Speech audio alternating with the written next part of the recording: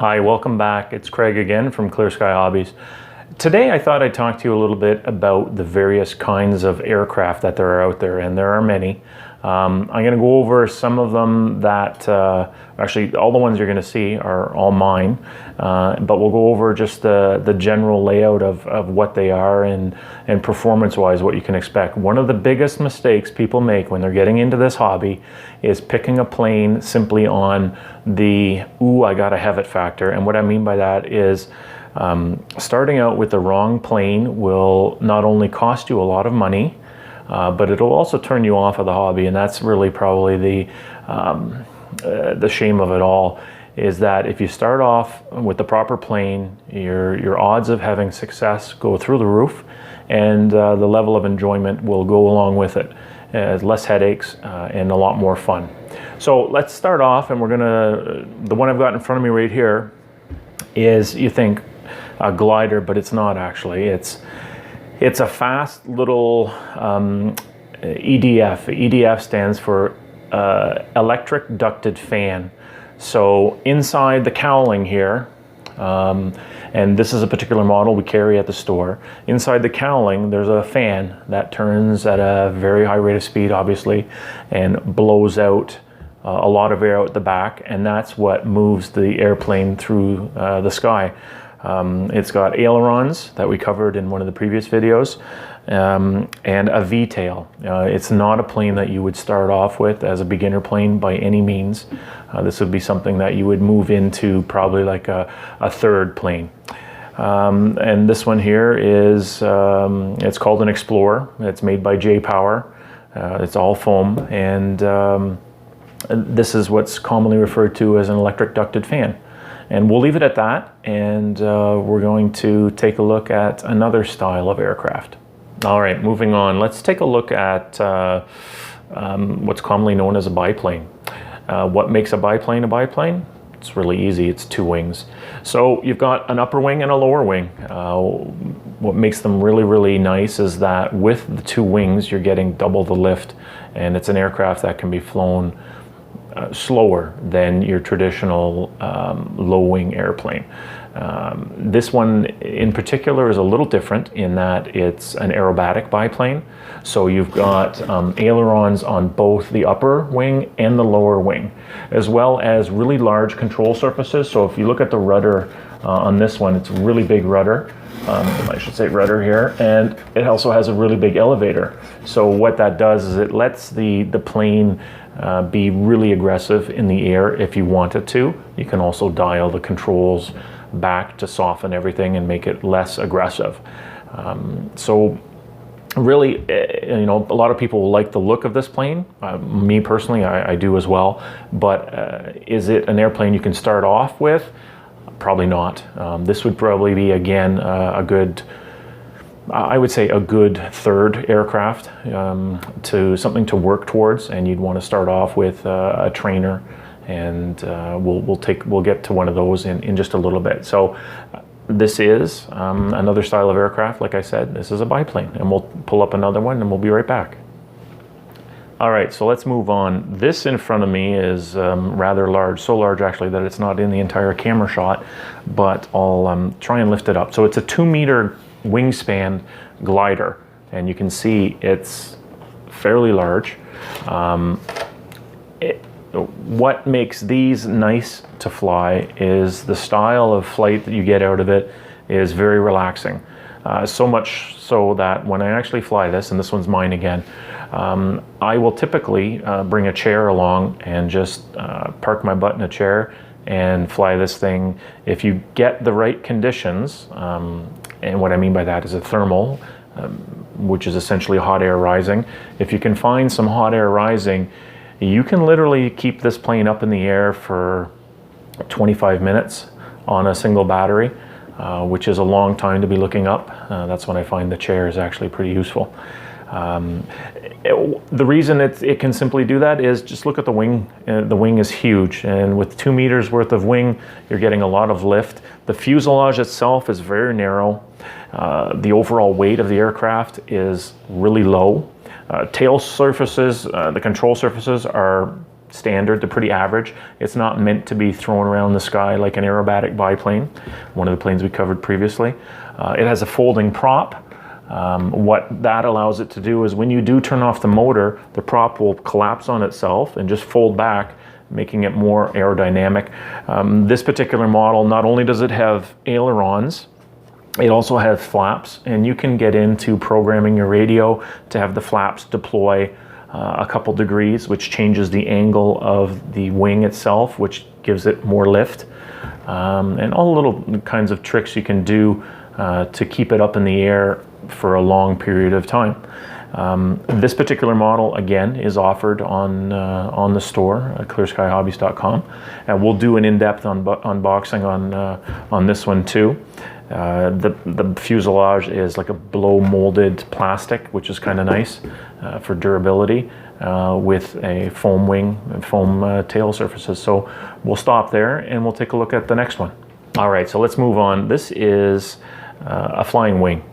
It's an electric ducted fan, is what it uses for propulsion. So again, if you remember back to a previous video that we did on the J-Power Explorer, this uses the same kind of propulsion, which is a fan unit that's attached to an electric motor that spins extremely fast, sucks in air through the front, blows it like a giant hairdryer out through the back, and that's what's pushing the wing through the air. What's nice about these is this particular one is very aerobatic. It's also a nice size wing in that it will provide a lot of lift. The control surfaces are fairly big, so you can have a lot of fun with it. This particular model is made by Tech One, and it's called a Neptune, and we carry this one in the store as well. And this is my personal one, and they are a lot of fun. Size-wise, it's not too big that you can't get it in the car. But there are lots of different style of wings out there, but this is the one that we've decided to carry, as it's the one that I'm most familiar with, and I think it's a great bang for your buck type model. And we'll move on to the next one. All right, let's take a look at the next one. And this particular style of aircraft is going to cover off two categories in one. You can see this guy has been flown a lot. He's got a lot of scratches and dents on him. It's actually one of my favorite aircraft. But it covers off two categories, and the categories are one, that it's a twin, so it has two engines. And the other category is that if you look at it, there's no landing gear on it. This is a water plane. So this plane takes off and lands off the water. The reason I fly it probably the most is that I find I only have free time when I'm camping. And we always camp where there's water, so I tend to do a lot of flying with this particular aircraft, and a couple other ones that I have that are amphibious as well. So this is another style of aircraft that you can get into, again, being amphibious, and this one just so happens that it has two motors. So this is what a twin amphibious plane looks like, and we'll check out the last style. All right, so in front of me I have kind of a Frankenstein type apparatus that I put together last summer, and what's really hot in the industry right now, very popular, you've probably read about it in the papers, are what's commonly known as drones, which really doesn't provide a description as to what this is. This is not a drone. A drone is what various militaries use. These really should be known as quadcopters. So this is a quadcopter. This particular one is waterproof, so it can land on the water, take off from the water.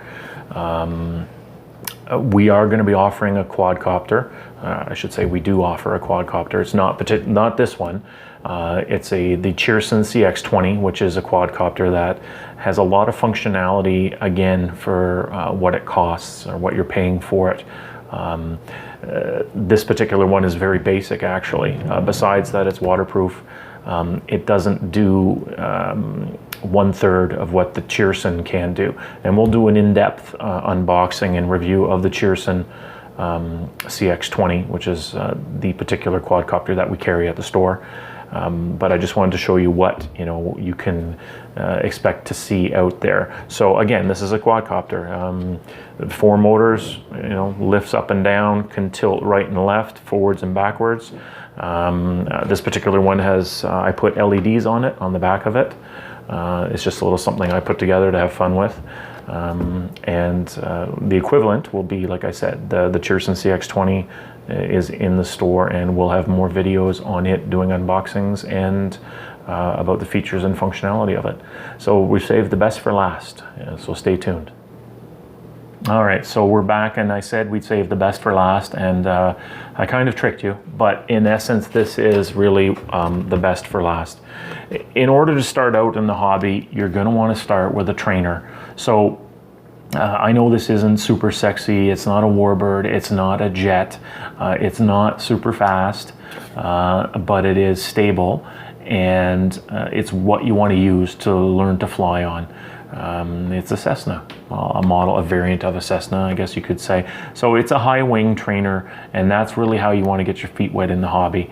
If you go any other route, whether it be a low wing plane or a fast jet, the odds of you having success in the hobby are reduced dramatically. Ideally, I myself, I didn't have access to a club. I didn't have access to somebody to teach me how to fly. I mean, if you can do that, great. That I didn't have access to that. I learned how to fly on this guy by myself.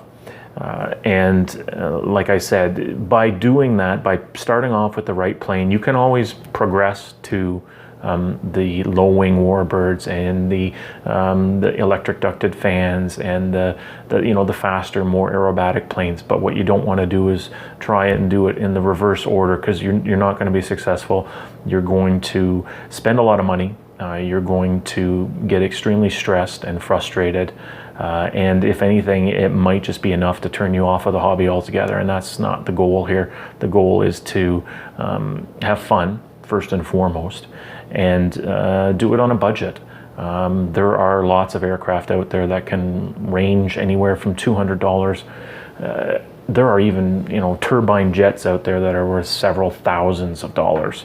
But that's not what this channel is all about, and it's not really what the website is about either. It's about getting people into the hobby on a budget and being successful and having a lot of fun, first and foremost.